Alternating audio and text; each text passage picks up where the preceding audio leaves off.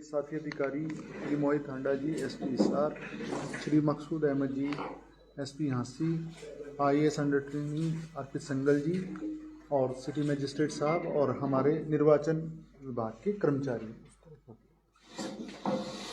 जैसा कि आपको विदित है, जनरल इलेक्शंस लोकसभा 2024 का इलेक्शन का अनाउंसमेंट हो चुका है। ये जो शब्द मैंने कहा है इलेक्शन अनाउंसमेंट, ये सिग्निफिकेंट है जी।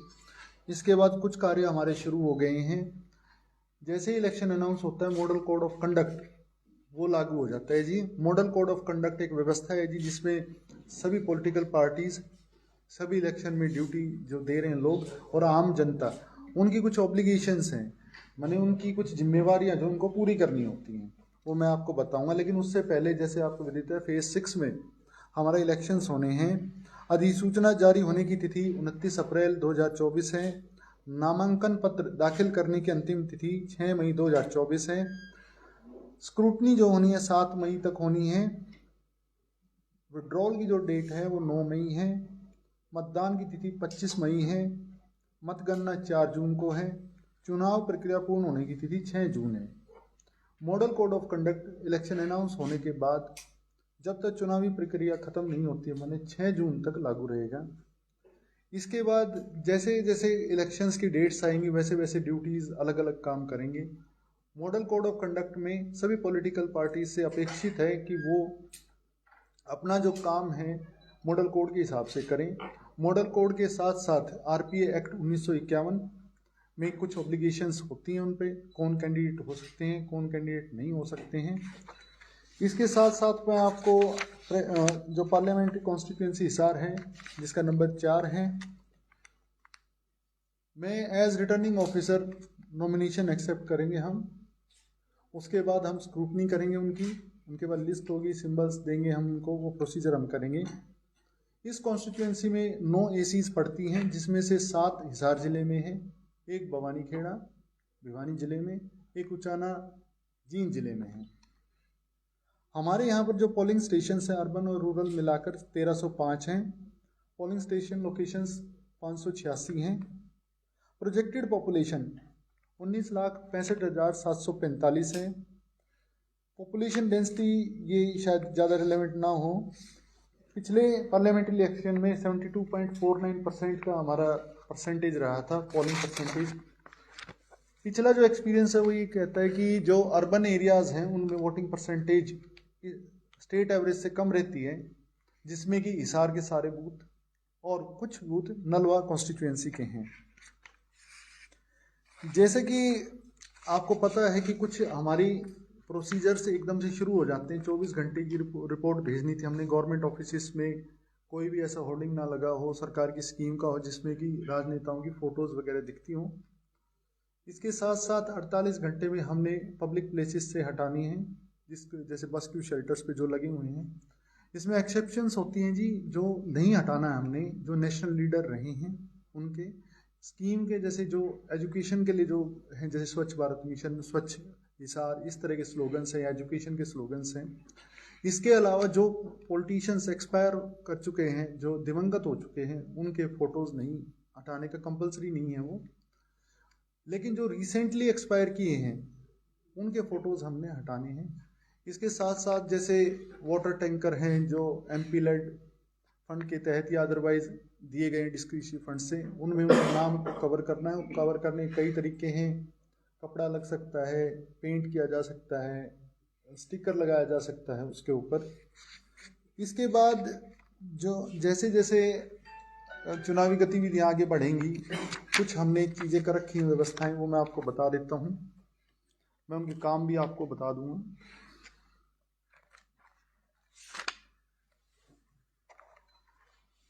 जैसे कि हम फ्लाइंग स्क्वाड्स बनाते हैं, जिसमें कि एकदम से सी विजिल पे कोई कंप्लेंट आई तो 100 मिनट, सी विजिल एक ऐप है जिसपे सिटीजन विजिलेंस, सिटीजन कोई भी कंप्लेंट कर सकता है, तो 100 मिनट के अंदर हमने उसको रिजोल्व करना है, नहीं तो वह एस्केलेट होकर सीधा हेडक्वार्टर चला जाएगा, ECI।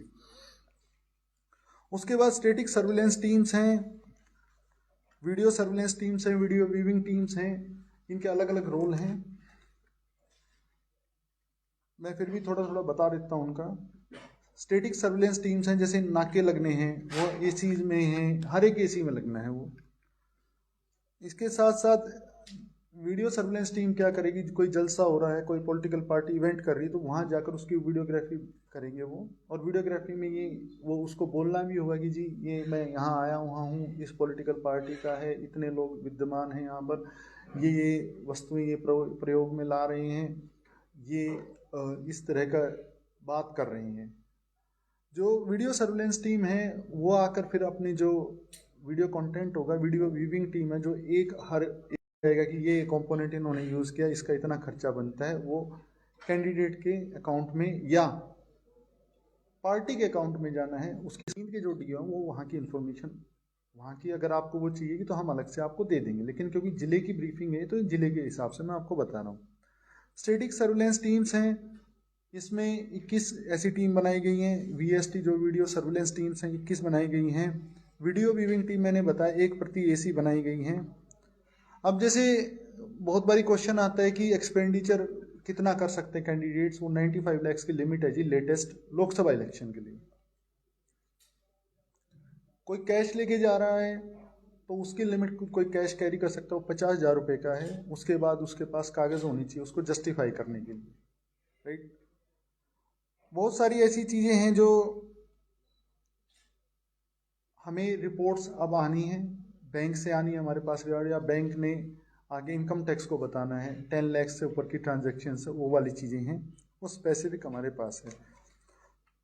अब जो कमेटी ये देखेगी कि ये रिलीज़ करना है जिसमें एफआईआर्स नहीं होती हैं, जैसे रिलीज़ करना, उसके लिए ईसीआई की ही निर्धारित एक कमेटी है, सीओ जिला परिषद है जिसमें डीईटीसी हैं और डीटीओ हैं, ट्रेजरी ऑफिसर्स। जैसे आपको पता है कि कुछ चीज़ें ऐसी होती हैं कि इलेक्शंस की मैनेजमेंट जो है उसमें कुछ प्रक्रियाएं अपनाई जाती हैं, उसे pre poll, during the poll and after the पोल।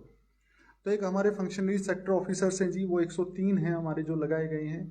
इसका कॉन्फ़िगरेशन 10 से 12 बूथ पे एक सेक्टर ऑफिसर लगता है जो कि सेक्टर मैनेजमेंट का काम करते हैं। उसके लिए उनको सेक्टर मैनेजमेंट प्लान बनाना पड़ेगा। 10 से 12 बूथ पे उनकी पोलिंग पार्टीज पूरी तैयारी के साथ, सेक्टर ऑफिसर सबसे इंपॉर्टेंट फंक्शनरी है जहाँ तक प्लानिंग वाली बात है, उनको खुद ईवीएम को ऑपरेट करना, जो उनको मटेरियल दिया जाता है, जो फॉर्म्स दिए जाते हैं पोलिंग पार्टीज को, वो सारे सेक्टर ऑफिसर के माध्यम से ही वो मॉनिटरिंग की जाती है। ऐसे 103 लोग ऑफिसर्स हैं, ये सीनियर मोस्ट ऑफिसर्स होते हैं। इसके अलावा 14 रिजर्व में रखे गए हैं वो लोग।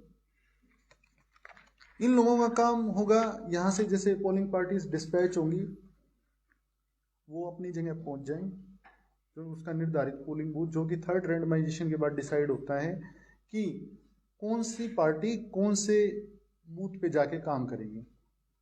जैसे वो चली जाएंगी वो अपना पोलिंग बूथ सेटअप कर लें। आज सेक्टर ऑफिसर्स की सेक्टर पुलिस ऑफिसर्स के साथ कंबाइंड ट्रेनिंग कम मीटिंग की थी हमने, जिसमें उनको अच्छे से ग्रूम किया गया है। हमारे पास कॉम्प्लेसेंसी के लिए कोई स्पेस नहीं है कि भाई हम ये सोचें, अधिकारी कर्मचारियों को बता दिया गया है कि आपने पहले भी इलेक्शन कराए होंगे, मैंने भी पिछले इलेक्शन में मैं एआरओ था, हमने पंचायत के, यूएलबी के, मैंने जो स्टेट इलेक्शन कमीशन के अंडर इलेक्शंस आते हैं वो, और ईसीआई के अंडर वाले इलेक्शंस कराए हुए हैं। लेकिन हम फिर भी, हमने सभी सीनियर ऑफिसर्स हैं, इवन हमने अपने अंडर ट्रेनिंग ऑफिसर को, एसीयूटी को भी असाइनमेंट्स दिए हैं कि भाई आप इनको पढ़ो। सारे सीनियर ऑफिसर्स ने खुद वो चीज़ पढ़ी है। कुछ हिदायतें बीच बीच में आती रहेंगी, वो हम प्रेस रिलीज के माध्यम से या दोबारा प्रेस कॉन्फ्रेंस करके आपको बता देंगे। टाइम अभी काफ़ी है, उस तरह से 29 अप्रैल से हमारा प्रोसीजर जैसे शुरू होगा, लेकिन उसके बीच में जो भी हमारी कोई ऐसी बात नहीं, कॉम्प्लेसेंसी, मॉडल कोड को लगाना, एमसीसी को एनफोर्स करके रखना सबसे बड़ा टास्क है, सबसे बड़ी प्रायोरिटी है प्रशासन की, जिला प्रशासन की। सभी इंजीनियरिंग डिपार्टमेंट्स के साथ मीटिंग कर ली गई है। कोई भी नया प्रोजेक्ट स्टार्ट करने से पहले, मतलब नया टेंडर लगाने से पहले ईसीआई की परमिशन की आवश्यकता रहेगी, वो हम सीओ ऑफिस के माध्यम से ईसीआई को भेजते हैं। वो जो कुछ जैसे स्टार कैंपेनर्स होते हैं, परमिशंस सीओ ऑफिस से होनी उनके व्हीकल्स वगैरह की परमिशन, क्योंकि वो अक्रॉस डिस्ट्रिक्ट्स जाएंगे। अपने विद इन डिस्ट्रिक्ट की परमिशंस हम करेंगे। कुछ पोर्टल्स हैं, सुविधा पोर्टल है परमिशंस के लिए। इसके अलावा कुछ सॉफ्टवेयर्स जिला स्तर पे बनाए गए हैं। वो इसलिए बनाए गए हैं जैसे इनोवेशन हो, कुछ काम इजी हो सके हमारा। जैसे डैशबोर्ड है, जैसे हम ये मॉनिटर करना चाहें कि हमारे कितने पोलिंग बूथ सेटअप हो चुके हैं। जैसे टीम्स चली जाती हैं दोपहर में ट्रेनिंग के बाद, उसके बाद हम मॉनिटर कर पाए कितने लोग पहुंच गए हैं वहां पर। एक क्यू मैनेजमेंट का सॉफ्टवेयर सोच रहे हैं, इन्होंने बना रखा है यहाँ पे NIC की जो यूनिट हमारी DIO साहब की अध्यक्षता में। लाइन में कितने लोग, कितने बजे तक कितने लोग हैं, ताकि लोग ये पता कर सके किस बूथ पे, उस बूथ पे, फला बूथ पे मैंने वोट डालने जाना है, कितने लोग वहां पर हैं। इसके अलावा जैसे जैसे हिदायतें हमारे पास आएंगी हम करेंगे। मैं आपको मॉडल कोड के कुछ फीचर्स बता देता हूं जो हो सकता है आपके क्वेश्चन भी हो। हमारे 72 घंटे के अंदर हमने जो प्रोजेक्ट स्टार्ट नहीं हुए हैं और जो प्रोजेक्ट स्टार्ट हो चुके हैं उनकी लिस्ट DO ऑफिस में आ जाएगी। हम कल तक उसका प्रिपरेशन पूरा कर देंगे। हमने, आपने देखा भी होगा शहर में एकदम से आपने फर्क देखा होगा, मॉडल कोड के बाद एक्टिव हो गई हैं जिन जिन, जैसे मॉडल कोड कंडक्ट के लिए नोडल ऑफिसर लगाए हमने, वैसे टोटल 31 नोडल ऑफिसर्स हैं अलग अलग काम के लिए। कमीशन की तरफ से सजेस्टेड 16 नोडल ऑफिसर्स थे, लेकिन उन्होंने ये भी लिख रखा कि भाई आप अपने स्तर पे लगा लें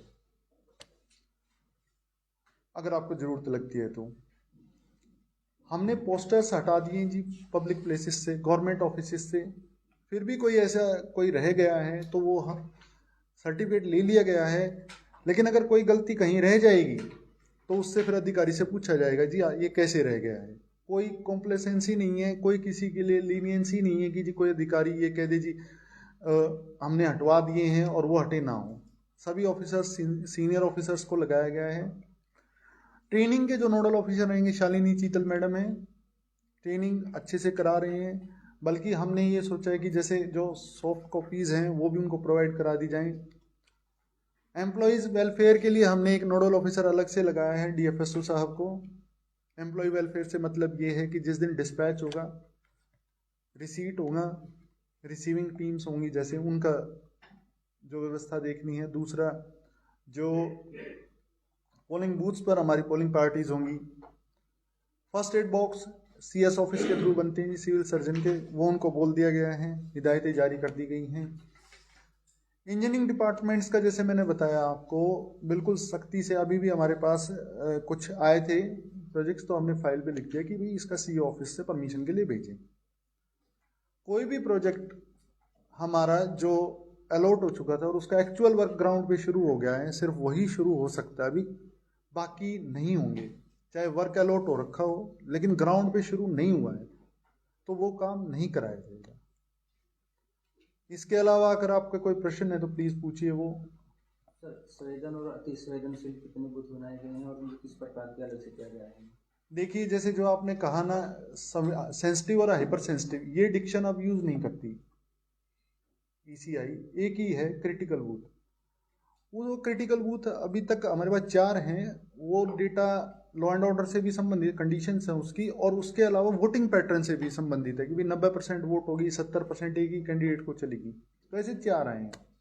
वल्नरेबिलिटी मैपिंग जैसे सेक्टर ऑफिसर्स हैं, उन्होंने 3 दिन के अंदर हमें रिपोर्ट देनी है। एक बार हमने रिपोर्ट ले ली थी इलेक्शन अनाउंसमेंट के 3 दिन के अंदर। 5 दिन के अंदर वो, मतलब अगले 2 दिन में वो ARO के माध्यम से हमारे पास आ जाएगी क्रॉस वेरिफिकेशन के लिए। SDM रैंक से नीचे का अधिकारी नहीं होना चाहिए, वो उसको एनालाइज करेंगे और फिर हम और SP साहब मिलके करेंगे। एक नंबर जारी किया गया था प्रशासन की ओर से, क्या किसी 1950 नंबर को जारी किया गया? हाँ जी, वो कंप्लेंट्स के लिए है जी। किसी को कोई कंप्लेंट दर्ज करानी तो उससे कर सकते हैं, ऐप भी डाउनलोड कर वो भी कर सकते हैं। उसमें संबंधित कर्मचारी की ड्यूटीज भी लगी हैं जी। सी विजिल की कंप्लेंट आएगी, फ्लाइंग स्क्वाड एकदम से एक्टिवेट हो जाए ताकि उसको रिजोल्व किया जा सके 100 मिनट के अंदर। ये एक्सपेंडिचर की बात आपने की अभी, 95 लाख रुपए आपने बताया कि कर सकता है कैंडिडेट। पार्टी फंड से भी कुछ खर्चा हो सकता है? उस पर कोई लिमिट नहीं है जी, पार्टी कितना भी कर सकती है। कर सकती है, इसके अलावा खर्चा कर सकती है। हाँ जी, वो उसकी बुकिंग्स हैं। जैसे एग्जांपल सोचिए, अभी कैंडिडेट अनाउंस नहीं हुए, लेकिन पार्टीज अपना प्रचार करना चाहें तो वो स्टेट पार्टी में, मतलब उस पर्टिकुलर पार्टी में चला जाए। सोशल मीडिया और जनरल मीडिया के लिए कोई स्पेसिफिक गाइडलाइन है? क्योंकि इलेक्शन कमिश्नर उन्होंने भी प्रेस कॉन्फ्रेंस में कहा था कि हेट स्पीच को लेके बेसिकली हम काफी स्ट्रांग रहेंगे इस बार। देखिए, मैं आपको जैसे बताया, मॉडल कोड ऑफ कंडक्ट जो है वो डायरेक्टली ये नहीं बोलता कि आपने मॉडल कोड को वायलेट किया इसलिए आपको ये प्रोसिक्यूट किया जा रहा है। जो अंडरलाइंग लॉ हैं, आईपीसी की धाराएं हैं, जिसमें कि जाति, धर्म या सामाजिक समूह के बेसिस पे कोई हेट्रेड ना फैलाए, नफरत ना फैलाए, उनके तहत प्रोसिक्यूट किया जा सकता है उनको। उस पर जिला प्रशासन की नजर रहेगी? बिल्कुल रहेगी जी। 144 के जो हमने ऑर्डर्स जारी किए हैं, रेस्ट्रिक्ट किया कुछ चीज़ों के लिए, जैसे प्रिंटिंग प्रेस को रेस्ट्रिक्ट किया। आप इसके बाद उनसे मीटिंग होनी है हमारी कि भाई वो हमें कॉपीज़ देंगे, जो भी वो प्रिंटिंग करेंगे पॉलिटिकल पार्टीज़ के लिए, उसके फ्रंट में ही अपना एड्रेस, नाम, नंबर, मोबाइल नंबर वगैरह लिखेंगे, रेलेवेंट डिटेल्स। बैक साइड नहीं लिखना, फ्रंट में ही लिखना है, क्योंकि हमने एक्सपेंडिचर बुकिंग करनी है उसके हिसाब से। कोई ऐसी प्रिंटिंग प्रेस मिलती है जो अनऑथराइज वे में प्रिंटिंग कर रही है, वो एक्सपेंडिचर बुकिंग तो होगी उनकी, कैंडिडेट की जिसकी होगी, लेकिन उस पर एक्शन भी लिया जाएगा। जब 144 की जो धारा का वायलेशंस करता है 188 आईपीसी के तहत फिर उस पर एक्शन ले। 144 सीआरपीसी, उसका अगर किसी ने वायलेशन किया तो 188 आईपीसी के तहत पब्लिक अथॉरिटी का डिसोबे किया ऑर्डर को, तो वो फिर कार्रवाई की जाएगी। सर, होर्डिंग और रैली के लिए कोई अलग से स्थान निश्चित किए जाएंगे या फिर कहीं? हाँ जी, बिल्कुल निश्चित किया है, एआरओ लेवल पे वो निश्चित किए जाएंगे। अगर कोई ऐसी, और उसमें भी ये बात ध्यान की जाएगी इक्विटेबल डिस्ट्रीब्यूशन हो, कोई ऐसा भेदभाव नहीं होना चाहिए, एक पार्टी को अलाउ किया जा रहा है, एक कैंडिडेट को अलाउ किया जा रहा है, दूसरों को नहीं अलाउ किया जा रहा है। ऐसी जो शिकायतें आ जाएंगी उसको बिल्कुल ऑफिसर्स को स्ट्रिक्टली बोल दी गई है। ये बात इक्विटेबल होना चाहिए, सबको इक्वल एक्सेस हो। ये तो होर्डिंग्स की बात हुई, जब ये तो जो गवर्नमेंट लैंड की बात हो रही है, जो गवर्नमेंट ने जो टेंडर किया हुआ है उनके लिए क्या गाइडलाइन? जैसे हमने टेंडर किया हुआ है, जैसे निगम से टेंडर हो गया, जैसे उसको हम डेजिग्नेट करेंगे।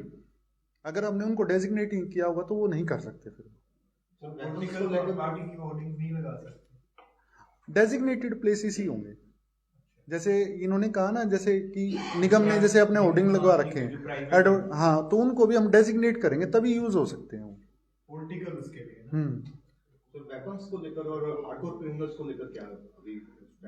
देखिए, वेपन्स को लेके तो रेस्ट्रिक्शंस है जी, कोई नया लाइसेंस नहीं बनेगा इस दौरान जब तक मॉडल कोड ऑफ कंडक्ट है, बिल्कुल एक्सप्लिसिटली मेंशन्ड है। इसके अलावा जो बाकी क्रिमिनल्स के हैं, नॉन अवेलेबल वारंट्स हैं, वो मैं एसपी साहब को रिक्वेस्ट करूंगा दोनों को अपने क्षेत्र का वो ब्रीफ बता दें एक बार। अभी बता दें। सोशल मीडिया के थोड़े बीच में रहे तो सोशल मीडिया की मॉनिटरिंग कैसे करेंगे? क्योंकि सोशल मीडिया से बहुत ज़्यादा चल रहा है, उसकी मॉनिटरिंग होगी कैसे? हमारी, जैसे मैं आपको बताऊं, जो कैंडिडेट्स होते हैं, जैसे एक होता है फ्री अकाउंट होता है जैसे, और एक होता है स्पॉन्सर्ड अकाउंट होता है। तो जैसे वीडियो वीविंग टीम्स हैं जो, उनसे ये काम कराएंगे मॉनिटरिंग का। स्पेशल टीम्स होंगी, हाँ जी बिल्कुल। क्योंकि लगाने की बात कर रहे थे, ये कब से प्रभावी होगा? हम उम्मीद कर रहे हैं कल से हम प्रभावी करने का कोई प्रयास कर रहे हैं जी। कितने कहाँ ये हमारे 21 जगह हैं, स्टेटिक टीम्स 21 हैं ऐसी। इसमें स्टेट बॉर्डर्स भी आ रहे हैं? क्या आ जाएंगे? जो नाकों में स्टेट, हाँ जी, हाँ जी, इंटरस्टेट, हाँ जी, हाँ जी।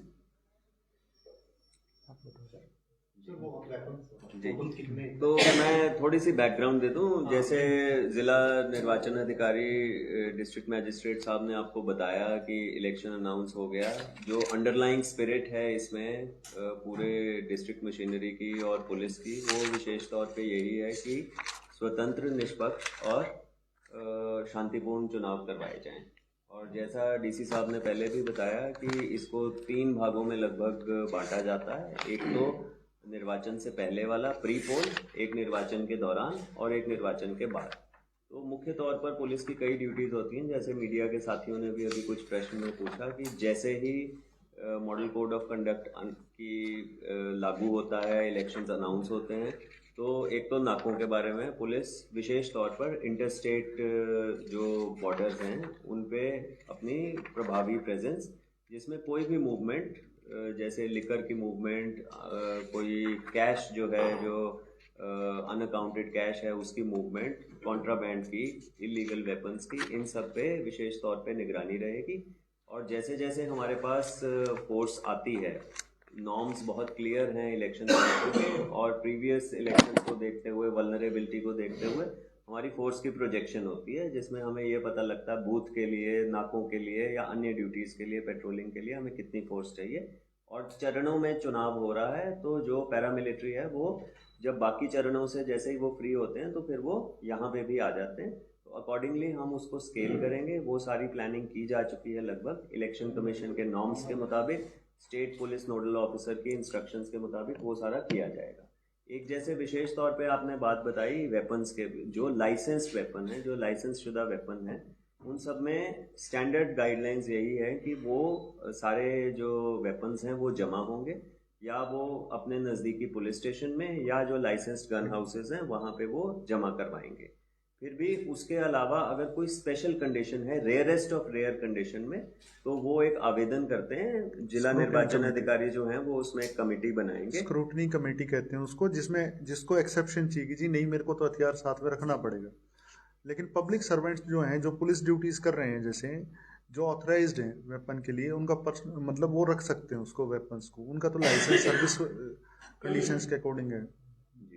और उसके बाद जैसे आपका एक प्रश्न था क्रिमिनल एलिमेंट्स के बारे में, तो जो क्रिमिनल एलिमेंट्स बाहर आए हुए हैं या उन पे मुकदमे चल रहे हैं या वो किसी कारण से बेल पे हैं, तो उन पे विशेष निगरानी रखी जाएगी। जो हिस्ट्री शीटर्स हैं उनकी भी लिस्ट जो है वो संबंधित SHOs को कहा गया है कि उन पे निगरानी रखी जाए, विशेष सर्वेलेंस रखी जाए।